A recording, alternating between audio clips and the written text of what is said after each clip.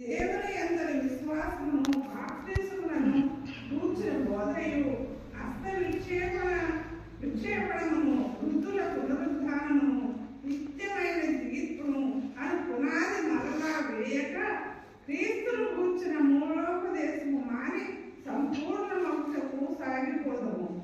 చాలు. ఇక్కడ మనం చూసుకున్నట్లయితే హెబ్రీ సంఘానికి మరి అపోస్తలుడైన పౌలు గారు రాస్తూ ఉన్నారు.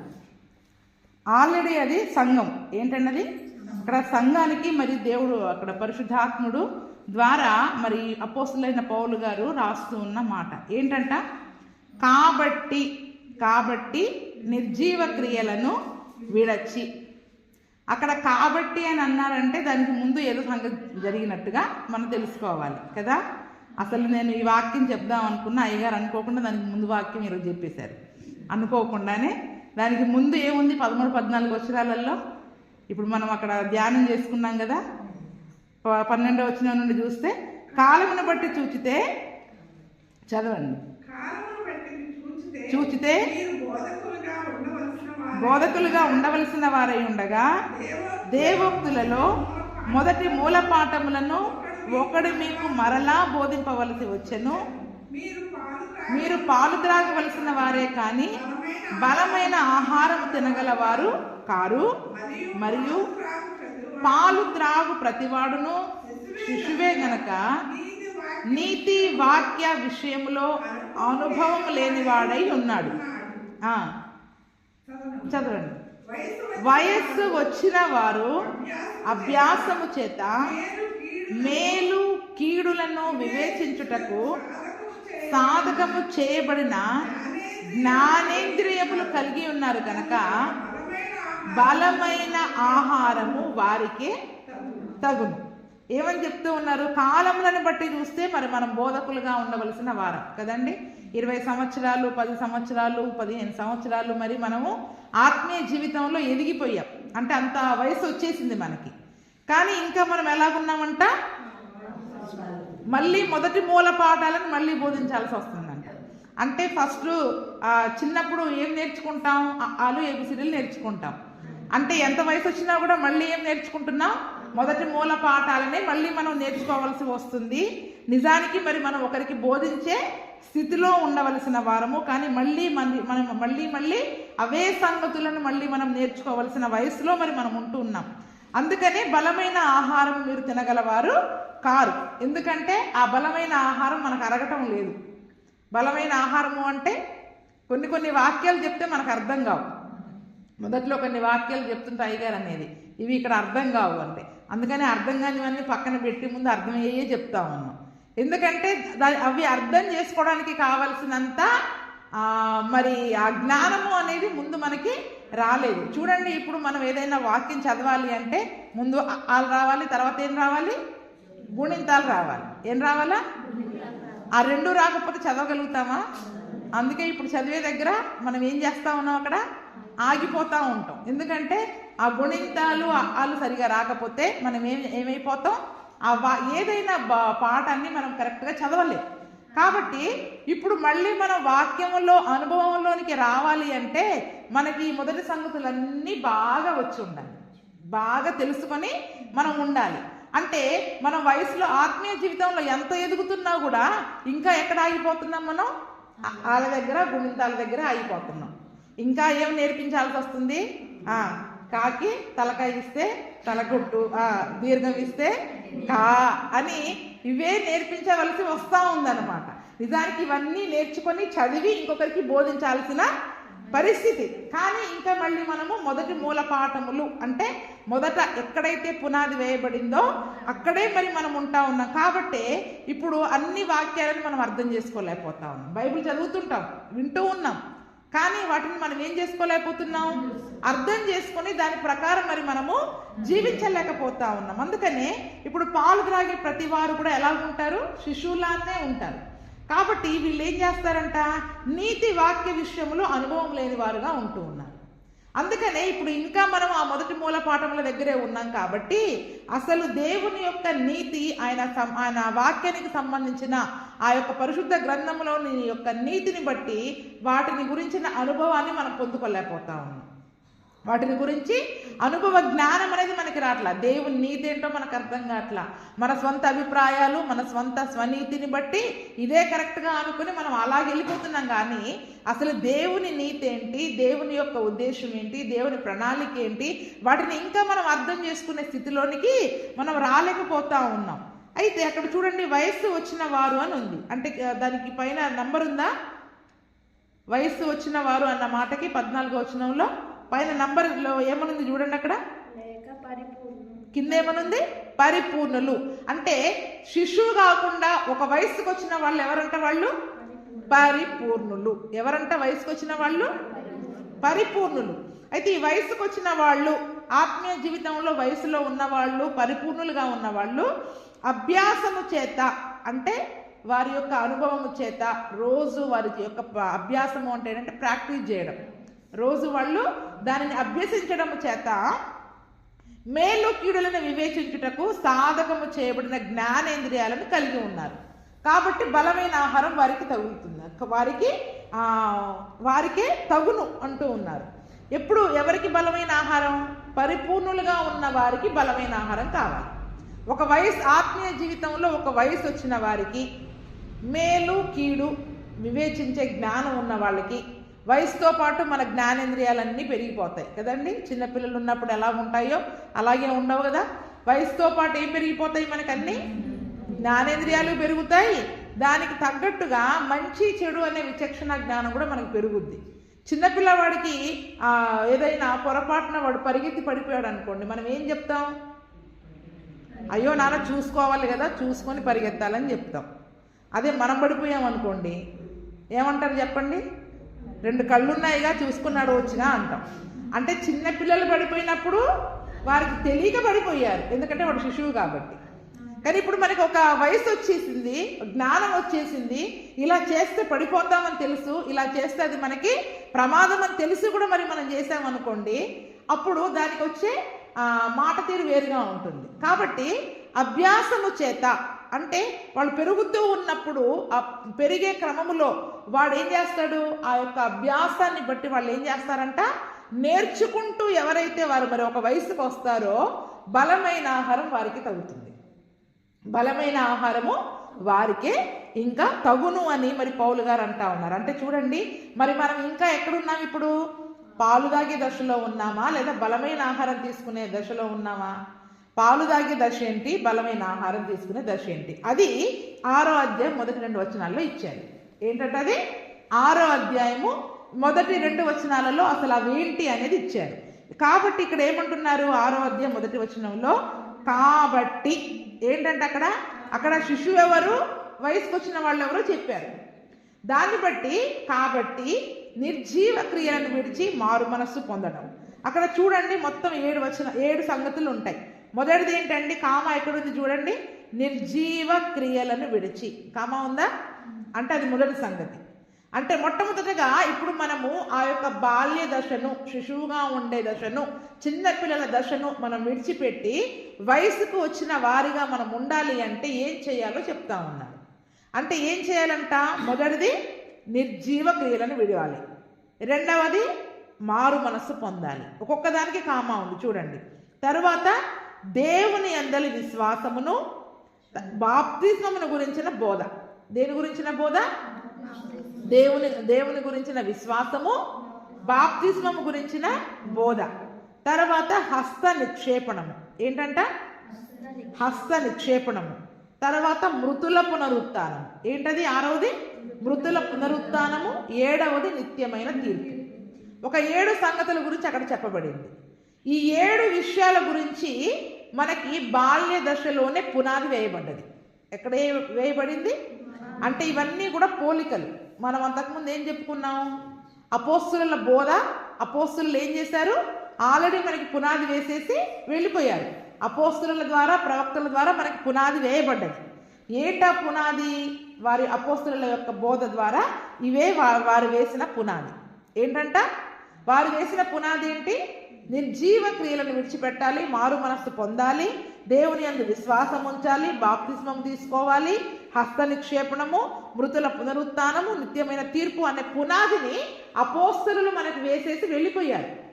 దానిని బట్టి మనం ఏం చేసాం? దేవుని యందు విశ్వాసం ఉంచాం, మారు మనసు పొందాం, బాప్తిస్మం తీసుకున్నాం. ఆ తర్వాత మరి మృతుల పునరుత్థానం, మనం కూడా పాపం విషయమై చనిపోయి తిరిగి లేవాలి అని మరి మనం తెలుసుకుంటూ ఉన్నాం. తీర్పు గురించి కూడా మరి మనం వింటా ఉన్నాం. కానీ ఎక్కడ ఆగిపోతున్నామంట? ఈ నిత్యమైన తీర్పును అను పునాది మరలా వేయక, అంటే మళ్ళీ మనం ఎక్కడికి వేస్తున్నాం పునాది? వాళ్ళు వేసిన పునాదినే మళ్ళీ వేస్తా ఉన్నాం. అంటే మనము శిశువుగా, అంటే యేసు ప్రభువు నమ్ముకొని విశ్వాసం నుంచి బాప్తిస్మం తీసుకున్న దగ్గర నుంచి ఇప్పటి వరకు కూడా మళ్ళీ మనం ఏం నేర్చుకోవాల్సి వస్తుంది చెప్పండి? ఇంకా నిర్జీవ క్రియలను విడిచిపెట్టండి. మొదటిసారి విడిచిపెడతాం బాప్తిస్మం తీసుకున్నప్పుడు, కానీ మళ్ళీ మనం ఏం నేర్చుకోవాల్సి వస్తుంది? ఒకసారి విడిచిపెట్టిన వారు మళ్ళీ వాటిని చేయకుండా ఉండగలుగుతున్నామా? ఉండలేకపోతున్నాం. కానీ దానివల్ల మనలో ఏం పెరిగిపోతా ఉంది? జీవముగా దేవుని యొక్క జీవాన్ని కలిగి ఉండవలసిన మరి మనలో నిర్జీవ క్రియలు వచ్చేస్తా ఉంది. కాబట్టి ఏమంటున్నారు? ఆ నిర్జీవ క్రియలను విడిచిపెట్టండి. అసలు ఎప్పుడో విడిచిపెట్టాలి. అసలు విడిచిపెట్టమని మళ్ళీ మేము బోధించకూడదు. ఇప్పుడు మీకు ఏంటంట? మళ్ళీ చిన్న పిల్లలకి చెప్తారు, అదే నాన్న అది మంచిది కాదు, విడిచిపెట్టండి అని. కానీ అది నేర్చుకొని ఎక్కడికి వచ్చారు ఇప్పుడు? మరి మనం ఒక వయసుకు వచ్చాం కదా, ఒక 10-20 సంవత్సరాలకు వచ్చాం కదా. అంటే ఇప్పుడు వచ్చినా కూడా మళ్ళీ మనం ఇంకా ఏం నేర్చుకుంటున్నాం? ప్రతి సంవత్సరము మనలో ఉన్న నిర్జీవమైన క్రియలను విడిచిపెట్టండి, జీవము లేని వాటిని ఇంకా మరి మనం మోస్తా ఉన్నాం. ఏంటంట?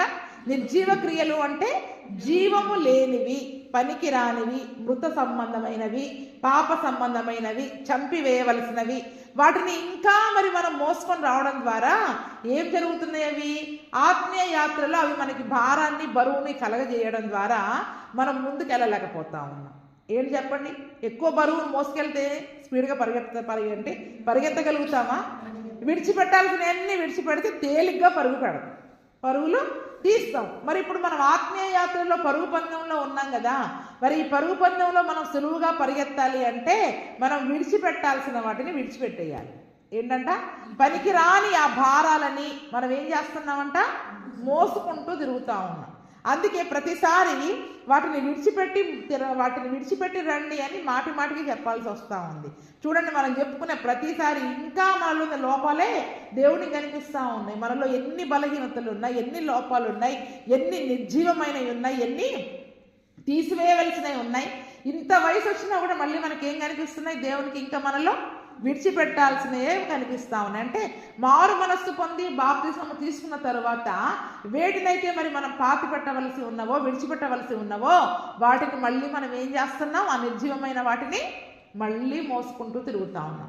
ఆ పునాది ఎప్పుడో వేసేసాం, కానీ మళ్ళీ ఏం చెప్పాల్సి వస్తుంది సంఘానికి? ఇప్పుడు ఇంకా పాపాన్ని విడిచిపెట్టండి, ఆ నిర్జీవమైన క్రియలను విడిచిపెట్టండి, ఆ కోపాన్ని విడిచిపెట్టండి, ఆ మన స్వంత నీతిని విడిచిపెట్టండి, మన స్వంత ఇష్టాలను విడిచిపెట్టండి అని మాటికి మరి ఆ యొక్క అబద్ధాలను విడిచిపెట్టండి అని మాటికి ఆ వేసిన పునాది మళ్ళీ వేయాల్సి వస్తుంది. ఏంటంట? వేసిన పునాదే మళ్ళీ వేయాల్సి వస్తూ ఉంది. ఇంకా విడిచిపెట్టవలసినవి విడిచిపెట్టట్లా. ఇప్పుడు మనం చక్కగా పాట పాడుకున్నాం కదా, నే సాగిద యేసునితో నా జీవిత కాలం అంతా కదండి. ఇప్పుడు అబ్రహాం అన్నీ విడిచిపెట్టి వచ్చాడు. మరి మనం విడిచిపెట్టి రాగలుగుతున్నామా? లోకపు శ్రమలు మనల్ని ఎదిరిస్తాయి, కఠినలు రాళ్లతో మనల్ని హింసిస్తారు, బంధువులు మనల్ని వెలివేస్తారు. అవునా? బంధువులే నన్ను వెలివేసిన బలవంతునితో సాగిత. అసలు బంధువులు వెలివేస్తారని మనం దేవుణ్ణే పక్కన పెడుతున్నాం, ఆయన వాక్యాన్ని పక్కన పెడుతున్నాం. నిర్జీవమైన వాటిని బంధువుల కొరకు మనం చేస్తున్నాం, కానీ వారిని మనం విడిచిపెట్టలేకపోతున్నాం. ఎందుకంటే ఎవరైనా అభ్యంతర కారణంగా ఉంటే విడిచిపెట్టాలి, కానీ అభ్యంతర కారణంగా లేకపోతే మనకి పర్వాలేదు. అంటే చూడండి, పాట పాడడానికి అంత సులువుగా పాడతాం, కానీ విడిచిపెడతామా? నిజానికి ఆ సమయము, ఆ పరిస్థితి వస్తే మనం విడిచిపెట్టగలుగుతామా? దేవుణ్ణన్నా పక్కన పెడతాం, కానీ నిర్జీవ క్రియలను మరి మనం విడిచిపెట్టలేకపోతున్నాం. ఇంకా ఏం చేయాలి? మారు మనస్సు పొందండి, మారు మనస్సు పొందండి అని చెప్పాల్సి వస్తుంది. ప్రకటన గ్రంథంలో 7 సంఘానికి రాసిన 7 ఉత్తరాలలో 2-3 అధ్యాయాలలో మొత్తం కూడా 2 సంఘాలకి మళ్ళీ అక్కడ యోహాను భక్తుడు అదే రాస్తా ఉన్నాడు దేవుని చేత.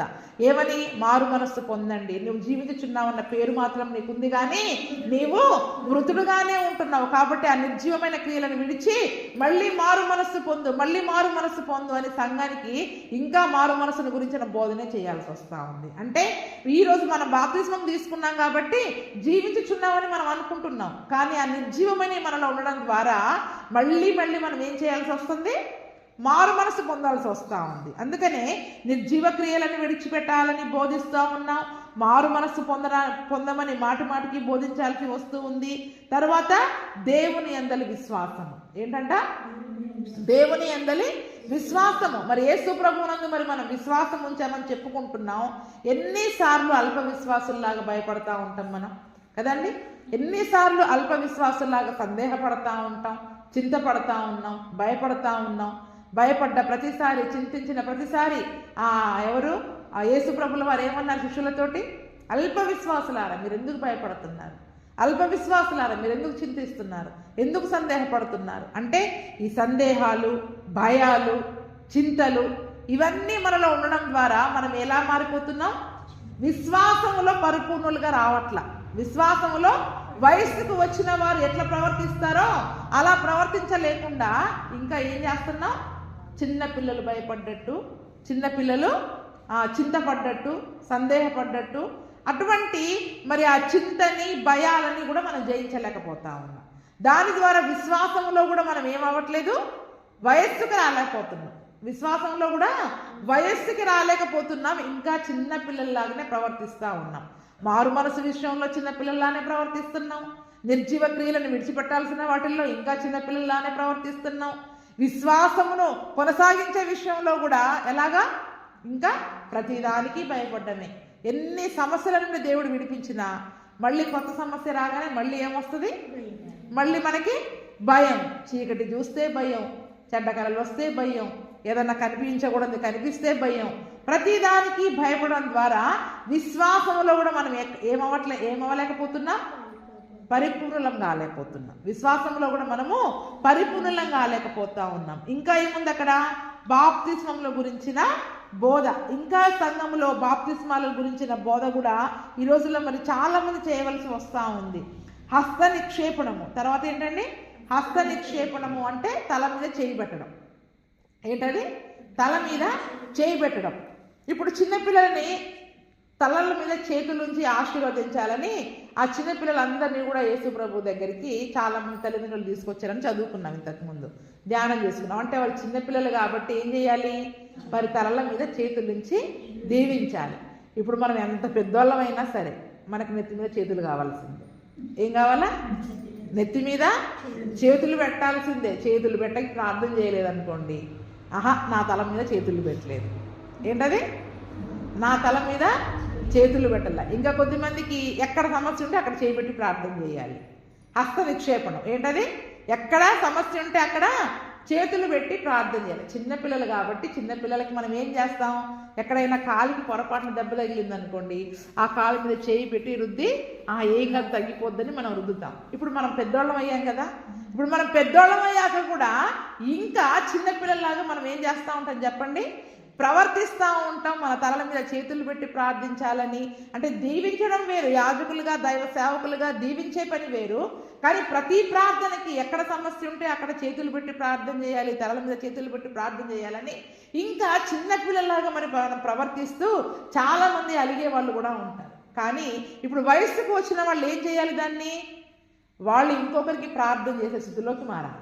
ఎలా మారాలి? అసలు ఒక వయసుకు వచ్చామంటే, పరిపూర్ణులం అయ్యామంటే, చిన్నపిల్లల నుండి ఒక వయసుకు వచ్చామంటే ఇంకొకరికి మనం ప్రార్థన చేసేవారిగా ఉండాలి. ఇంకా చిన్నపిల్లలు మనం దీవించేవారిగా ఉండాలి. కానీ నోరు తెలిసి మనం ఎవరిని దీవించకపోగా మనమే ఇంకా దీవించబడాలని కోరుకుంటా ఉంటాం దేవుని దగ్గర ఇంకా మరి మనము దీవించబడాలని కోరుకుంటా ఉంటాం. చాలామంది ఎక్కడ అనారోగ్యం ఉంటే అక్కడ మరి చేయి పెట్టి ప్రార్థించాలని కూడా కోరుకునేవారుగా ఉంటారు. కానీ హస్త నిక్షేపణము అనేది కేవలము అది మొదట అవిశ్వాసులకి మాత్రమే ఇవ్వబడింది. ఎందుకంటే ఎందుకంటే వారికి విశ్వాసం లేదు. అభిషేకించబడ్డ వాళ్ళు వారి మీద చేతుల నుంచి ప్రార్థన చేసినప్పుడు వాళ్ళు ఆ స్వస్థతను పొందుకుంటారు, పరిశుద్ధాత్మను పొందుకుంటారు. కానీ మరి మనము ఒక దశకి ఒక వయసుకి వచ్చాక అది మళ్ళీ మనకు అవసరం ఉండదు, అందుకే ఇవన్నీ కూడా పునాది రాళ్ళు. ఏంటంటే ఇవన్నీ కూడా పునాది రాళ్ళు. ఇవన్నీ కూడా నిర్జీవ క్రియలను విడిచిపెట్టడమే కానీ, మారు మనస్సు అనే కానీ, దేవుని అందరి విశ్వాసమే కానీ, బాప్తిస్మము గురించే కానీ, హస్త నిక్షేపణము, ఇవన్నీ కూడా పునాది, అపోస్తలులు వేసిన పునాది. మరి ఇప్పుడు మనం వయసుకు వచ్చిన వారము మళ్ళీ ఏం చేస్తున్నాం? లేదు నేను ఇదే పునాది నాకు కావాలని మళ్ళీ దాన్ని తవ్వి మళ్ళీ అవే చేయాలని మనం ఇష్టపడతా ఉన్నాం. అంటే మళ్ళీ మనం చిన్నపిల్లలానే ప్రవర్తిస్తున్నాం, కానీ వయసుకు వచ్చిన వాళ్ళు ఎలా ప్రవర్తిస్తున్నారో ఆ రీతిగా మరి మనము ప్రవర్తించలేకపోతా ఉన్నాం. మృతుల పునరుత్థానము తర్వాత ఏంటండి? మృతుల పునరుత్థానము అంటే మృతుల పునరుత్థానం, చనిపోయిన వాళ్ళు తిరిగి లేస్తారు అన్న నిరీక్షణ చాలా మందికి ఈ రోజుల్లో ఉండట్లేదు. ఇంకా చనిపోయిన వాళ్ళ గురించి చింతిస్తూ, బాధపడుతూ, దుఃఖపడుతూ, మరి చాలామంది నిరీక్షణ లేని వారు దుఃఖపడినట్టు దుఃఖపడతా ఉంటారు. ఎలాగా? దేవుడు దుఃఖపడొద్దని చెప్పలేదు, కానీ నిరీక్షణ లేని ఇతరుల వల్ల దుఃఖించొద్దన్నాడు. ఎలా దుఃఖించొద్దు? నిరీక్షణ లేని ఇతరుల వలె మీరు దుఃఖించకుండా ఉండాలని దశలోనిక సంఘంలో అంతా రాస్తాడు. దేవుని రాకడ సమయంలో ఆ చనిపోయిన వారు ఎలా లేస్తారు, మనము కూడా ఎలాగ తిరిగి లేస్తాము, చనిపోయిన మన వారిని ఎలా కలుసుకుంటాము అనే ఒక గొప్ప నిరీక్షణను, ఆ మృతుల పునరుత్థానంను గురించిన బోధను దేవుడు ఆల్రెడీ మనకి ఇచ్చాడు. కానీ మళ్ళీ మనం ఏం చేస్తాం? ఇంత వాక్యం వింటాం, ఎన్ని చావులకి వెళ్తాం, అన్నీ వింటాం, కానీ మళ్ళీ మన ఇంట్లో ఏదైనా సంగతి జరిగేసరికి నిరీక్షణ లేని వారి వల్లే మనం కూడా దుఃఖపడతా ఉంటాం. ఎలా దుఃఖపడతా ఉంటాం? నిరీక్షణ లేని ఇతరులు దుఃఖించినట్టుగా, అన్యజనులు దుఃఖించినట్టుగా, అసలు ఇక మళ్ళీ వాళ్ళు మనం కలుసుకోమేమో అన్నట్టుగా దుఃఖపడుతూ మరి కృంగిపోయేవారుగా ఉంటున్నారు. ఆ కృంగుదల ఏం చేస్తుందంటే ఆత్మీయ జీవితంలో వాళ్ళని ఎక్కువగా పడద్రోసేదిగా ఉంటాం. అందుకనే మృతుల పునరుత్థానమును గురించిన నిరీక్షణను గురించి కూడా ఆల్రెడీ మనం నేర్చుకున్నాం. ఇప్పుడు మనం వయసుకు వచ్చాం, మనం ఏం చేయాలి? దుఃఖపడే వారికి మనం ధైర్యం చెప్పాలి. కానీ వాళ్ళతో పాటు కూర్చొని కాస్త కన్నీరు కారవచ్చు, కానీ వారు కృంగిపోకుండా, వారు బలహీన పడకుండా వారికి మనం ఏం చేయగలగాలి?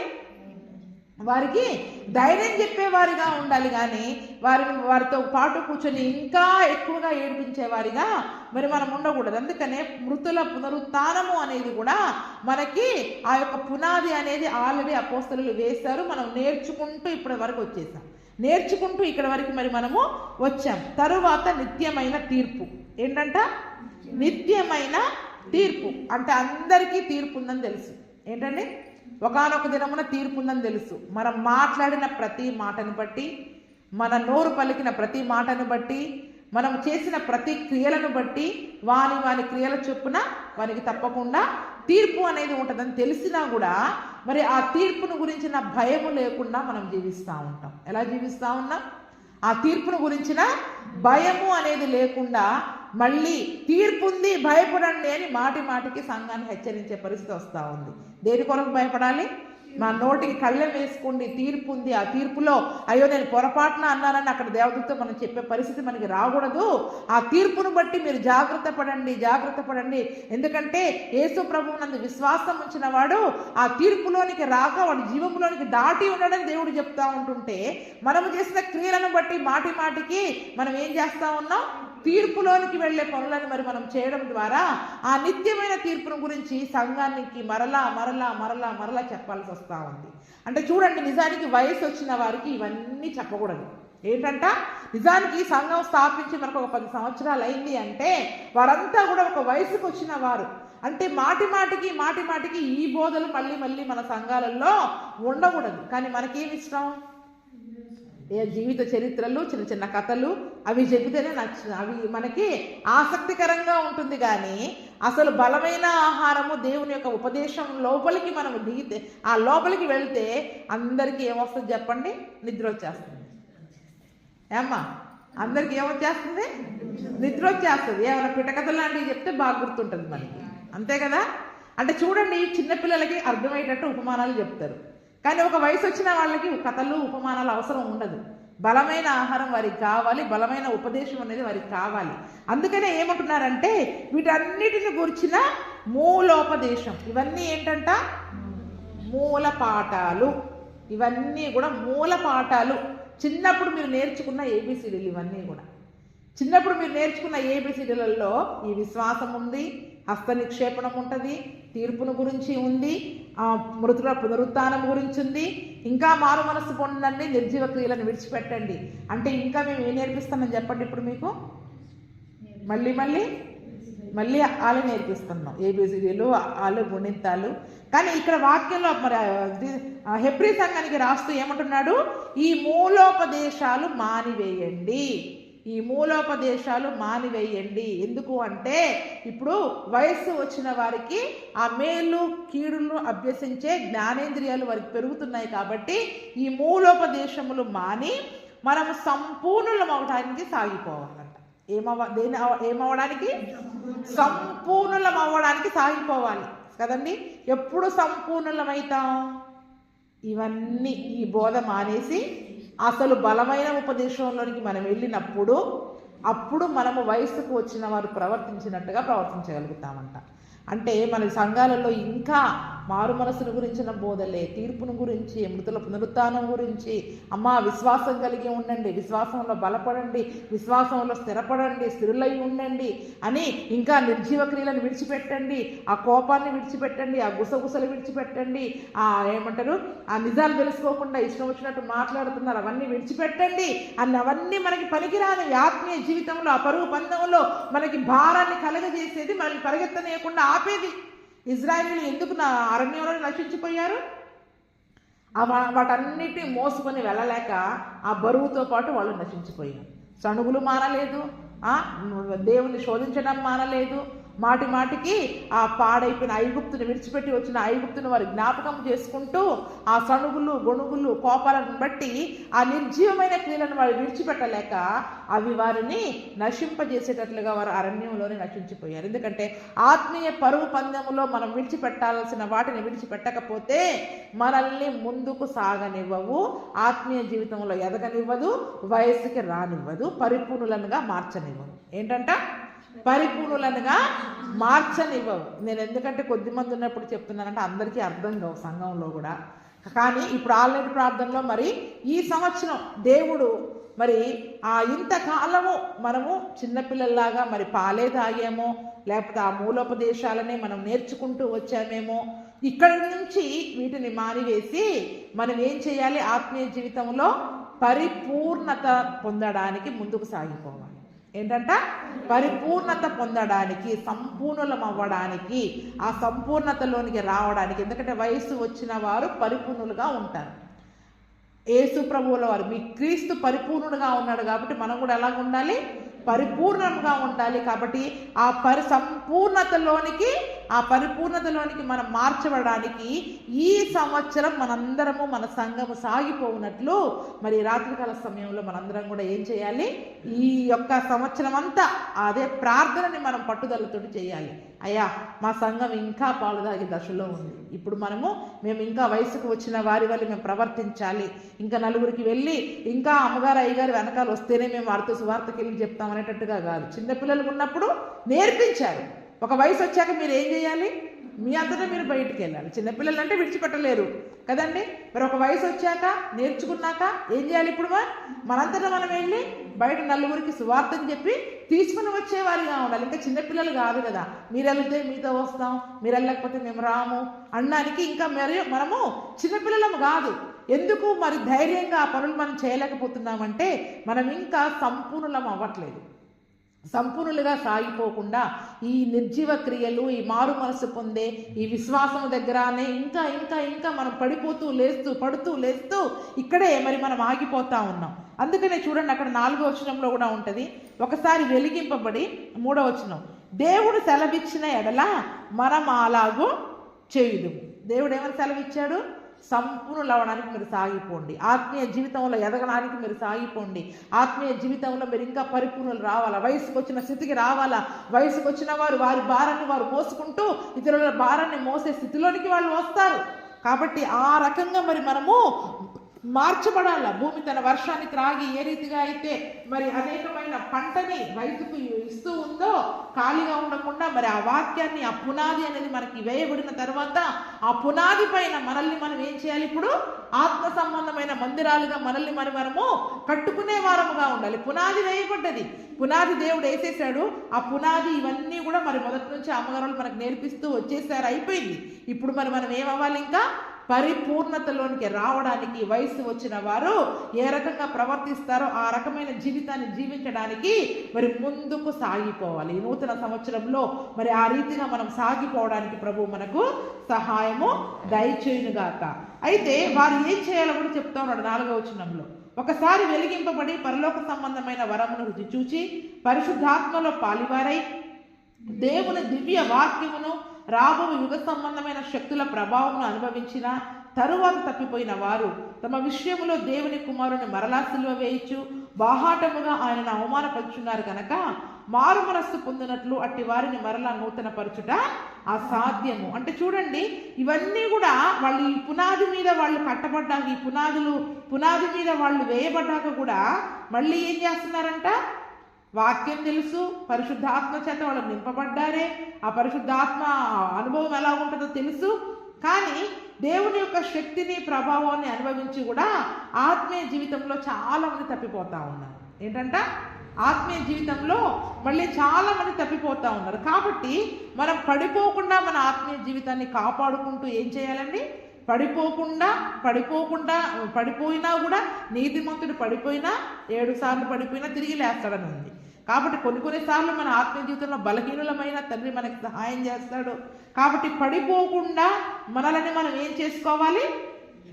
నిలబెట్టుకునే ప్రయత్నంలో మనం ముందుకు సాగిపోవాలి. ఈ సంవత్సరము 7వ వచనంలో కూడా చూస్తే, ఎట్లనగా భూమి తన మీద తరచుగా కురి వర్షము త్రాగి ఎవరి కొరకు వ్యవసాయం చేయబడినో వారికి అనుకూలమైన పైరులను ఫలించుచు దేవుని యొక్క ఆశీర్వచనమును పొందుకుంటుంది. మరి ఇప్పుడు దేవుని యొక్క పరిశుద్ధాత్మ వర్షము, ఆ వాక్యం అనే వర్షం మన మీద కుమ్మరించబడినప్పుడు దేవునికి మరి మనుషులకి అనుకూలమైన పైరులను కూడా మరి మనము ఫలించినప్పుడే దేవుని యొక్క ఆశీర్వాదాన్ని మరి మనము పొందుకుంటాం. లేకపోతే ఎంత వాక్యం అనే వర్షం మన మీద కుమ్మరింపబడ్డా ఆ వాక్యం మన జీవితంలో ఫలించలేకపోతే అదంతా కూడా వ్యర్థమే. అందుకనే మరి అటువంటి ఒకవేళ ఆ దేవుని యొక్క అనుకూలమైన పైరు ఫలించలేదంటే ఏమున్నట్టు అక్కడ?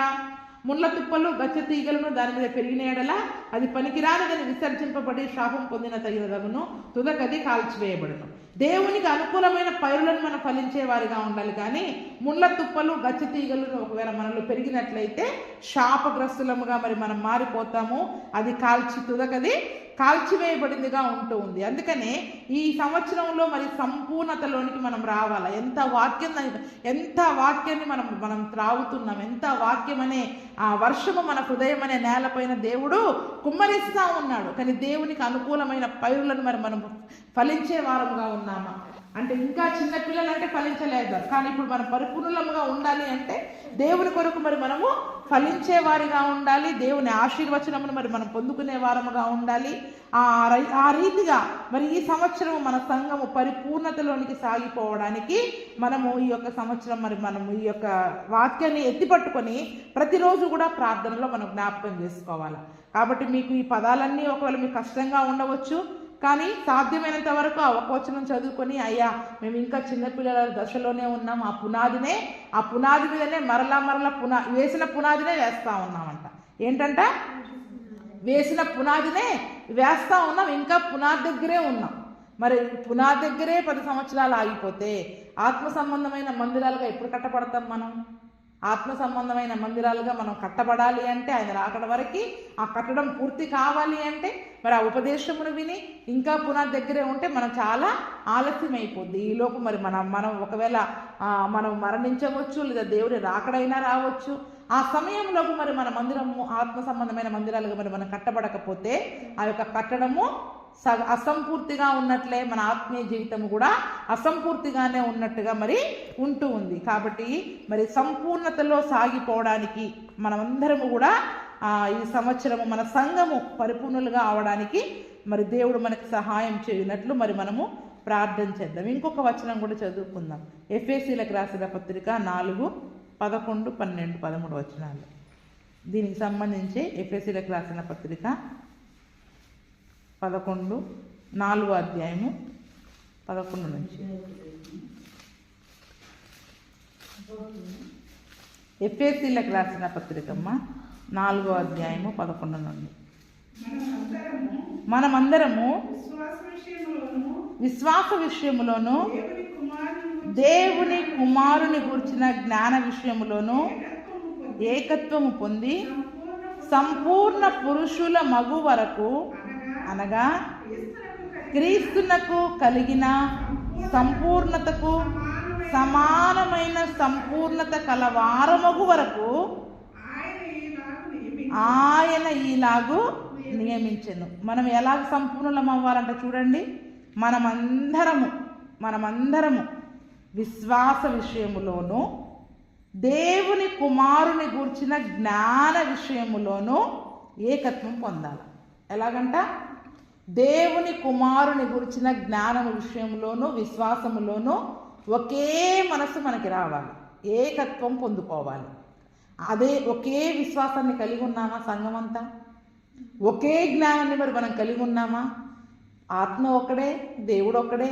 అదే ఆత్మ మరి మనందరిలో పనిచేస్తే అదే విశ్వాసం మనకందరికీ ఎందుకు లేదు? అదే జ్ఞానం మరి మనకందరికీ ఎందుకు లేదు? అంటే ఒకరు ఎదుగుతున్నారు, ఒకరు అదే స్థితిలో ఉన్నారు, ఇంకా పరిపూర్ణులుగా ఎవరు కూడా మార్చబడలేదు. కాబట్టి ఒక్కొక్కరము ఒక్కొక్క స్థితిలో ఉన్నాం. విశ్వాసంలో ఒకరు అల్ప విశ్వాసులుగా ఉన్నారు, ఒకరు అవిశ్వాసులుగా ఉన్నారు, ఒకరు కొంత విశ్వాసాన్ని కలిగి, ఒక ఆవదింగంత విశ్వాసాన్ని కొద్దిమంది కలిగి ఉన్నారు. అందుకనే విశ్వాసం విషయంలో, దేవుని కుమార్చిన జ్ఞాన విషయంలో మనమందరము ఒకే విశ్వాసాన్ని, ఒకే జ్ఞానాన్ని కలిగి ఉండాలా. అంతేకాకుండా సంపూర్ణ పురుషులం అవ్వాలంట. ఎలాగవ్వాలంట? అక్కడ పురుషుడు అన్న మాట ఎందుకు వాడాడంటే పరిశుద్ధాత్ముడిని పురుషునితోటే పోలుస్తారు. సంపూర్ణ పురుషులం అవ్వాలి అంటే సంపూర్ణమైన దేవుని ఆత్మను మరి మనము కలిగి ఉండాలి. అందుకని ఆంతర్య పురుషుడు, బాహ్య పురుషుడు అని కూడా చెప్పబడతారు. మన ఆంతర్య పురుషుడు దినదినము నూతనపరచబడతా ఉండాలి. మనలో ఉన్న క్రీస్తు పరిశుద్ధాత్ముడు దినదినము నూతన వ్యక్తిగా మార్చబడతా ఉండాలి. అందుకనే మనమందరము కూడా సంపూర్ణమైన పురుషుల మగు వరకు, సంపూర్ణముగా దేవుని ఆత్మలో ఏకత్వము కలిగే వరకు, క్రీస్తునకు కలిగిన సంపూర్ణతకు సమానమైన సంపూర్ణత అంట. ఎటువంటి సమాన? యేసు ప్రభువుని ఇక్కడ పెట్టుకుంటే యేసయ్య విశ్వాసం ఏంటి, ఆయన జ్ఞానం ఏంటి, ఆయన పరిశుద్ధాత్మ అంటే ఆయన నింపుదల ఏంటి, ఆయనకి మనం సమానం ఉన్నామా? క్రీస్తునకు కలిగిన సంపూర్ణతకు సమానమైన సంపూర్ణత మనకి కలిగే వరకు దేవుడు ఈ యొక్క సంఘ పరిచర్యను నియమించాడు. ఏం చేశాడండి? ఈ యొక్క సంఘ పరిచర్యను మరి దేవుడు మనకి ఇచ్చాడు. కాబట్టి ఈ సంపూర్ణత కలవారమగు వరకు ఆయన ఈలాగు నియమించను. 13వ వచనంలో చూస్తే పరిశుద్ధులు సంపూర్ణులగునట్లు. ఎవరు సంపూర్ణులు అవ్వాలంట? ఇప్పుడు మనందరినీ దేవుడు పరిశుద్ధులుగానే మార్చాడు, రక్తంలో కడిగి. మనం ఏమనుకుంటున్నాం? పరిశుద్ధులం అయిపోయాం అనుకుంటున్నాం. నీతిమంతుడిగా మార్చాడని కానీ మనం ఏమనుకుంటున్నాం? నీతిమంతులం అయిపోయాం అనుకుంటున్నాం. అంటే దేవుని నీతిలో సంపూర్ణంగా మార్చబడాలా, ఆయన పరిశుద్ధతలో సంపూర్ణంగా మార్చబడాలా. చాలా ఉన్నాయి ఇలాగ ఏ విషయాలలో మనం సంపూర్ణం అవ్వాలో చాలా విషయాలు ఉన్నాయి. నేను మళ్ళీ ఆయా సందర్భాలలో నేను మీకు చెప్తా ఉంటాను. అంటే చూడండి, ఇప్పుడు పరిశుద్ధులు, మనము దేవుని రక్తంలో కడగబడిన పరిశుద్ధులముగా మనమందరము కూడా సంపూర్ణులం అవ్వాలి. ఏమవ్వాలి అంటే యేసు ప్రభు ఏ రీతిగా అయితే పరిపూర్ణ మానవుడిగా జీవించాడో అటువంటి పరిశుద్ధతను, అటువంటి నీతిని, అటువంటి విశ్వాసమును మనము సమానమైన, అందుకనే అపోస్తలుడైన పౌలు అంటాడు, క్రీస్తు స్వరూపము మీ యందు ఏర్పడు వరకు మరలా నాకు ప్రసవ వేదన కలుగుతూ ఉంటుంది. ఏంటంట? ఎందుకు ప్రసవ వేదన? ఆ సంపూర్ణత రాట్లా, యేసయ్య రూపం మనలోకి రాట్లా, యేసయ్య సుగుణాలు మనలోకి రావట్లా, యేసయ్య లక్షణాలు మనకి రావట్లా. ఇంకా మనుషుల పోలికగానే ఉంటున్నాం, దేవుని పోలికగా మరి మనము మార్చబడలేకపోతున్నాం. మన స్వంత అభిప్రాయాలు, స్వంత నీతి, మన ఇష్టాలు, వీటికి ఎక్కువ విలువిస్తున్నాం. కానీ దేవుని నీతికి, దేవుని యొక్క విషయాలకి, వాక్యానికి మనము విలువివ్వలేకపోతున్నాం. అందుకే నీతి వాక్య విషయములో అనుభవ జ్ఞానం లేని వారముగా మరి మనం ఉంటా ఉన్నాం. నీతి వాక్య విషయంలో అనుభవ జ్ఞానం లేని వారంగా ఉంటున్నాం కాబట్టే మనం సంపూర్ణులం కాలేకపోతున్నాం. ప్రతి క్రైస్తవుడు బాల్య దశ నుంచి ఒక వయసుకు వచ్చిన తర్వాత దేవుని యొక్క సంపూర్ణతలోని మార్చబడాలి, పరిపూర్ణతలోనికి మార్చబడాలి. ఎవ్వరూ పరిపూర్ణులుగా ఉండరు. మరణించే వరకు మనము పరిపూర్ణులుగా ఉండడానికి దేవుడు మనకి ఆయన వాక్యం ద్వారా ప్రతినిత్యం కూడా మనల్ని మాట్లాడుతూ ఉంటాడు. అందుకని చూడండి, పరిశుద్ధులు సంపూర్ణులగునట్లు క్రీస్తు శరీరం క్షేమాభివృద్ధి చెందుటకు పరిచర్య ధర్మం జరుగుటకు ఆయన కొందరిని అపోస్తలులుగా, ప్రవక్తలుగా, సువార్తికులుగా, కాపురులనుగా, ఉపదేశకులనుగా అందరినీ కొందరిగా నియమించాడు. కాబట్టి మరి సంఘంలో అందరూ కూడా ఆ యొక్క సంపూర్ణతను పొందుకోవాలి అంటే దేవుని కృపావరాలను మనం పొందుకొని అపోస్తులుగా వాడబడాలి, ప్రవక్తలుగా వాడబడాలి, సువార్తికులుగా వాడబడాలి, కొద్దిమంది కాపురులుగా, ఉపదేశకులుగా. ఎవరికి దేవుడు ఏ కృపను గ్రహిస్తాడో ఆ కృపను బట్టి మనము మందిరాలలో ఆ పరిచర్యలలో వాడబడాలి. అదే మనం లేవీ కాండంలో, సంఖ్యాకాండంలో నేర్చుకుంటున్నాం కదా. లేవీలలో దేవుడు ఏం చేశాడు? ఒక్కొక్కరికి ఒక్కొక్క బాధ్యతను అప్పగించాడు. కహాతీయులకు ఒక పని, మెరారీలకు ఒక పని, గెర్షోనీయులకు ఒక పని కదండి. అదే అంటే వాళ్ళకి ముగ్గురికి 3 రకాలైన పనులు అప్పగించాడు. అహరోనుకి అతని కుమారులకి వేరే పనిని ముందు వారి ముందుండి, ప్రత్యక్ష గుడారం ముందుండి సాగిపోవడానికి వారికి బాధ్యతను అప్పగించాడు. అంటే నలుగురికి 4 బాధ్యతలను ఇచ్చాడు సంఘంలో. అలాగే ఇక్కడ కూడా ఏం చేశారు? పరిశుద్ధులు సంపూర్ణం అవ్వాలి అంటే ఈ యొక్క బాధ్యతలను చేపట్టాలి. అంటే దేవుని యొక్క పరిశుద్ధాత్మను పొందుకుంటున్నామని అనుకున్నాం, కానీ అపోస్తుల పరిచర్య చేయలేకపోతున్నాం, ప్రవక్తల పరిచర్య చేయలేకపోతున్నాం, ఉపదేశకులుగా ఉండలేకపోతా ఉన్నాం, ఇంకా సువార్తికులుగా ఉండలేకపోతా ఉన్నాం. డైరెక్ట్గా పోయి సువార్త చెప్పలేము, ఉపదేశం చెప్పలేము, ప్రవచనాలు చెప్పలేము, పరిశుద్ధ గ్రంథంలోని ప్రవచనాలను అపోస్తులుగా దేవుని కొరకు వాడబడలేకపోతా ఉన్నాం. అంటే మన సంఘంలో ఇంకా ఈ రకమైన పరిచర్యలు రాలేకపోతున్నాయి అంటే అందరం ఎక్కడున్నాం? ఇంకా చిన్న పిల్లల దశలోనే ఉన్నాం. అందుకనే పరిశుద్ధులు సంపూర్ణులైనప్పుడు ఈ పరిచర్యలు జరుగుతాయి. అంటే మనం ఇంకా సంపూర్ణులం అవ్వాలి. అందుకనే ఏదో కొత్తగా స్థాపించబడిన సంఘం కాదు. ఇప్పటికి మనకి ఎన్ని సంవత్సరాలు అయింది? దగ్గర 20 సంవత్సరాలు అయి ఉంటుంది కదా. 20 సంవత్సరాలు అయిందంటే మనకి అనుకుందాం 20 ఏళ్ళే అనుకుందాం. 20 ఏళ్ళు అంటే చెప్తున్నా, అంటే ఇప్పుడు 20 ఏళ్ళు అంటే పెద్దోళ్ళు అయ్యారని పెళ్ళిళ్ళే చేస్తారు కదండి. అంటే ఇప్పుడు పెళ్లి కుమార్తెగా పరిపూర్ణంగా ఆ యొక్క వయస్సుకు వచ్చిన స్థితిలో మనం ఉండగలగాలి. ఒక పెళ్లి వయస్సు మనకు వచ్చింది, వధువు సంఘానికి వచ్చిన పెళ్లి వయసు వచ్చింది అంటే 20 ఏళ్ళకు కూడా ఇంకా మనకి ఆ దేవునిలో ఆ పరిపూర్ణత రావటం లేదు అంటే ఇంకా మనం ఎలాగుంటున్నట్టు? చిన్నపిల్లలానే ఉంటున్నట్టు. అందుకని మనం ఇంకా చిన్నపిల్లల దశ. అప్పుడు మనం నేర్చుకున్నది పునాది.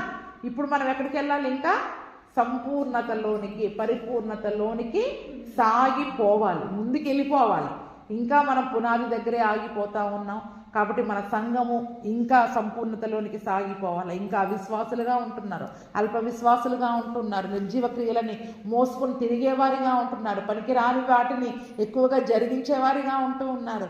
కాబట్టి వాటన్నిటినీ కూడా విడిచిపెట్టి ఈ నూతన సంవత్సరంలో అయ్యా మా సంఘాన్ని ఒక పరిపూర్ణమైన సంఘముగా మార్చు. మా సంఘంలోని ప్రతి వ్యక్తిని కూడా ఇంకా పునాది దగ్గరే ఆగిపోతున్నారు, చిన్నపిల్లలుగానే ఉంటున్నారు, బాల్య దశలోనే ఉంటున్నారు. ప్రతి ఒక్కరిని వయసుకు వచ్చిన వారు ఏ రీతిగా అయితే ప్రవర్తిస్తారో, వయసుకు వచ్చిన వారు ఏ రీతిగా అయితే ఆలోచిస్తారో, ఒక వయసుకు వచ్చిన వారు దేవుని కొరకు ఎలాగ వాడబడతారో. 20 సంవత్సరాలు వస్తే ఇజ్రాయేల్ యొక్క సైన్యంలో చేర్చబడాల్సిందే. ఎంతమంది ఏ వయసు వస్తే యుద్ధ సేనగా వెళ్ళాల్సిందే. అంటే ఇప్పుడు దేవుని కొరకు ఒక సైనికునిగా పని చేయవలసిన వయసులోనికి మన సంఘం వచ్చింది. దేవుని కొరకు సైనికులుగా మన సంఘంలో నుంచి బయలుదేరాల, సువార్తికులు బయలుదేరాల, అపోస్తలులు బయలుదేరాల, ఉపదేశకులు బయలుదేరాల. కాబట్టి మేమందరం కూడా అటువంటి పరిపూర్ణతలోనికి మార్చబడినట్లు మా సంఘం అంతటినీ కూడా సంపూర్ణతలోనికి నడిపించు, పరిపూర్ణతలోనికి నడిపించు. అటువంటి వారిని మా సంఘంలో నుంచి లేపు ప్రభువా అని ఈ యొక్క నూతన సంవత్సరంలో నూతన కార్యాలు పరిపూర్ణతలోనికి మన సంఘం నడిపించబడినట్లు, దేవుడు నూతన కార్యాలు చేయనట్లు మనందరం కూడా ఈ యొక్క రాత్రికాల సమయంలో ప్రార్థన చేద్దాం. ఇంకా చిన్నపిల్లలలాగా మనం ప్రార్థన చేయొద్దు. ఏంటి ఇంకా కూడా అయ్యా మా అప్పులు తీరాలి, ఆ సమస్యలు తీరాలి, ఈ సమస్యలు తీరాలి అని చిన్నపిల్లల్లాగా ప్రార్థన చేయొద్దు. ఇప్పుడు మనం పెద్దవాళ్ళం అయిపోయాం. దేవుని నీతిని, రాజ్యాన్ని నిజంగా మనము వెతికే వారముగా ఉంటే ఇవన్నీ మీకు అనుగ్రహించబడుతుంది. చిన్నపిల్లల కంటే తెలియదు, వాళ్ళు అడుక్కుంటారు. ఇప్పుడు మనం పెద్దవాళ్ళం అయ్యాం కదా, ఇప్పుడు మనం ఏం చేయాలి? ఆయన నీతిని రాజ్యాన్ని వెతికే వారముగా ఉంటే మనకి ఏది అవసరమో మనం అడగక మునిపే ఆయనకు తెలుసు. కానీ ఎంతసేపు ఇంకా మన అవసరాలను అడిగే దగ్గరే దేవుని సన్నిధిలో ఉంటున్నాం. కానీ ఆయన నీతి కొరకు పరిపూర్ణతలోనికి సంపూర్ణతలోనికి మేము వెళ్ళాలి ప్రభువా అని ప్రార్థన చేయలేకపోతున్నాం. ఇంకా కేవలము ఎక్కడ ప్రార్థన చేస్తున్నాం? కడుపు నొప్పి ఉంది, తలనొప్పి ఉంది, అప్పులు తీరాలి, ఈ పుండు మానాలి, ఆ గాయం మానాలి, ఇక్కడే ఆగిపోతున్నాం. మనం ఇంకా వాళ్ళంటే నాకు ఇంకా అంటే వాళ్ళు నన్ను ఈ మాట అన్నారు, ఆ మాట అన్నారు అని ఇంకా బాధపడే దగ్గర ఉండకూడదు. మనం బాధపడకుండా అసలు నువ్వు ఆ బాధపడే అవసరమే లేదు, ఇంకొకరికి చెప్పే స్థితిలోకి మరి మనము రాగలిగాలి. కానీ ఇంకా మనమే బాధపడుతూ, ఇంకా మనమే నొచ్చుకుంటూ, ఇంకా మనమే ఏడుస్తూ ఉంటే మనం ఇంకా చిన్నపిల్లలు కాకపోతే ఇంకా ఏంటన్నట్టు మరి మనము. అందుకనే పసి పిల్లల్లాగా ఉండకండి. మనము చాలా వయసు అయిపోయింది, సంఘం కట్టబడి చాలా సంవత్సరాలు అయిపోతూ ఉంది. పరిపూర్ణత దిశగా సాగిపోవాలి. ఈ సంవత్సరం సంపూర్ణత దిశగా సాగిపోవాలి. ఇంకా చిన్నపిల్లల లాంటి ప్రవర్తనలు సంఘంలో మానివేసేయండి. ఎవరైనా చిన్నపిల్లల్లాగా ప్రవర్తిస్తే వాళ్ళకి చెప్పాల్సింది పోయి మనమే చిన్నపిల్లలం అయిపోతున్నాం. ఏమైపోతున్నాం? మనమే చిన్నపిల్లల్లాగా ప్రవర్తించే స్థితికి మనం రాకుండా ఈ సంవత్సరము సంపూర్ణతలోనికి పరిపూర్ణతలోనికి మేము మా సంఘము నడిపించబడినట్లు మాకు సహాయం దయచేయమని అందరము కలిసి ప్రార్థన చేసుకుందాం. అటువంటి కృపా ప్రభువైన యేసుక్రీస్తు మనకందరికీ దయచేయునుగాక. ఆమేన్.